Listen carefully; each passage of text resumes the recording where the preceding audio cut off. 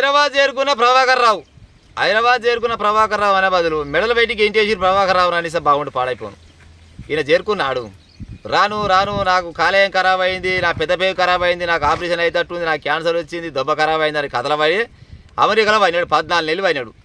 14 నెలలు అంతే ఇట్లా లాభం లేదని సుప్రీంకోర్టు ఆదేశాలు చేసింది మొదవారికి.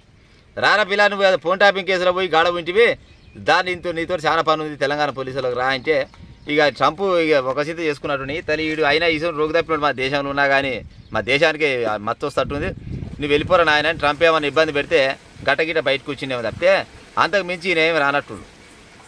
ఈయనే కాదు, ఈయన సోపతి కొంతమంది ఉంటారు కదా పోలీస్ ఆఫీసర్లు అంతా మొదవర్లు. ప్రణీత్ రావు, భుజంగరావు, తిరుపతన్న, ఇంకోడు కిషన్ రావు, అంతా రావులే తలిగిరు, ఫోన్ ట్యాపింగ్లో తలిగిరు. ఫోన్ ట్యాపింగ్ చేసిన సకదానం ఏంది? ఏ హీరోతో ఫోన్ మాట్లాడుతుంది, ఏ రాజకీయ నాయకుడు ఏ రాజకీయ నాయకురాలతో మాట్లాడుతుండు, లేకపోతే ఏ రాజకీయ నాయకురాలు ఏ రాజకీయ నాయకుడితో మాట్లాడుతుంది, ఏ డబ్బు గల్లోడు ఓన్తో మాట్లాడుతుండు. లాస్ట్ హైకోర్టు సుప్రీంకోర్టులో ఉన్న జడ్జీలు న్యాయమూర్తులకు కూడా ఫోన్ ట్యాపింగ్ చేసిరు ఈ లంగల్ దొంగలు కలిసి. వీళ్ళు వెనకంగా ఉన్నోడు ఆయమన్నోడు, ఇంకా ఆయన కూడా పోతూనే ఉంటుంది. ఉన్నాడు కదా ఆయన టిల్లుకాక అయితేంది, అలా అయితేంది, మాజీ ఇప్పుడు గతంలో రాష్ట్రం మొత్తం చక్రం తిప్పిన వాళ్ళు ఉండు కదా, వీళ్ళందరికీ నోటీసులు వచ్చినట్టే. మరి ఏం చెప్పి పాడవుతారో ఏం కథనో కానీ అవరా పిలావో ప్రభాకర్ రావు. ఇప్పుడు మంది ఫోన్ మాట్లాడుకుంటే అందులో ఏముందని ఏ ఎంటికలు ఉంటుందా? ఏమకెరకింటారు మరి మీరు ఫోన్లు? ఫోన్ అంటేనే పర్సనల్, అది ఎవరితోడైనా మాట్లాడుకోవచ్చు, లేకపోతే ఏదైనా వ్యవహారికమైన మాట్లాడుకోవచ్చు, ఇంకేదైనా మాట్లాడుకుంటారు.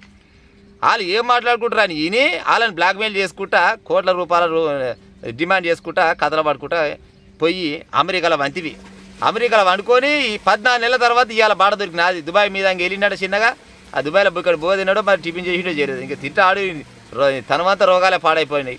ఆ రోగాల కుప్ప పెట్టుకొని క్యాన్సర్ వచ్చింది, అదైంది ఇదైంది అని చివరికి అయితే తెలంగాణకు వచ్చిండు.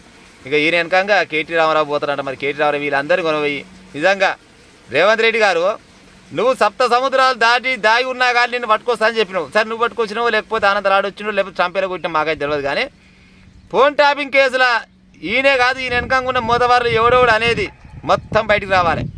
వీళ్ళు ఏం కథలు పడ్డారు, అసలు వీళ్ళు ఏం అక్కడ ఫోన్ ట్యాపింగ్ చేసిరు మొత్తం బయటకు రావాలి. తెలంగాణ ప్రజలు మొత్తం తెలుసుకోవాలి. ఇక ఉంటాం మరి.